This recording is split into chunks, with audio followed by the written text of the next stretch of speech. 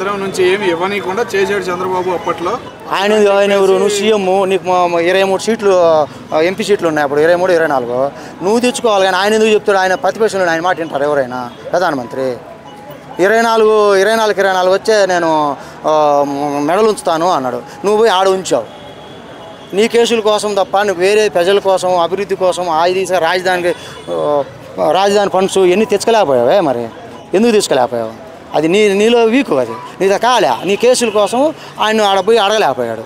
ఇదే కదా జరిగింది. చాలా మంది ఇప్పుడు బీజేపీతో కలిసి ఉన్న కూటమిలో చంద్రబాబు రాష్ట్రానికి ఏం చేశారు అనేసి అడుగుతున్నారు. ఎందుకు చేయలేదు? ఇప్పుడు రోడ్లు వేసారు, వచ్చిన రావటమే. అమ్మఒడి వేసాడా? పింఛన్ ఇచ్చాడా? అమ్మటి ఇమ్మీడియట్గా ముందుగానే ఇచ్చాడా?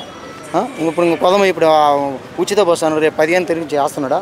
ఇప్పుడు నిరుద్యోగం ఆల్రెడీ డిఎస్ వదిలేడా? ఎన్ని ఉన్నప్పుడు ఎందుకు ఇప్పుడు ఈయన ఎందుకు వేయలేకపోయాడు అంటున్నా నేను ఒక సామాన్య పౌరుని అనుకో, ఎందుకు వేయలేకపోయాడు? నేను సీఎం అంత చేసేవాడు అయితే చేయలేకపోయాడు కదా. మరి ఇప్పుడు అన్నీ మాట్లాడటం అనేది కానప్పుడు ఎన్నో అంటుంటారండి. చేసేవాడు కావాలి, ముందు ధైర్యంగా చేసేవాడు కావాలి. నువ్వేమైనా ఆదాయం పెంచగలిగినావా 5 ఏళ్లలో? ఒక ఆదాయం ఏమైనా ఉన్నదా చెప్పు? ఇవాళ ఎంతో మాట్లాడితే 2.5 ఏళ్ళు కరోనా వచ్చింది కదా, ఇంకా 2.5 ఏళ్ళు నేనేం చేస్తాను? కరోనా ఏం చేసిండు? ఏం ఆదాయం ఎందుకు రాలేదు? ఏమో తినలేదా? జనాలు వండుకొని తినలేదా? సరుకులు కొనుక్కోలేదా? బయట బిజినెస్ జరగలేదు కదా. ఎందుకు జరగలే? జరుగుతుంది. ఎందుకు జరగలేదు? ఎవరు అన్నది?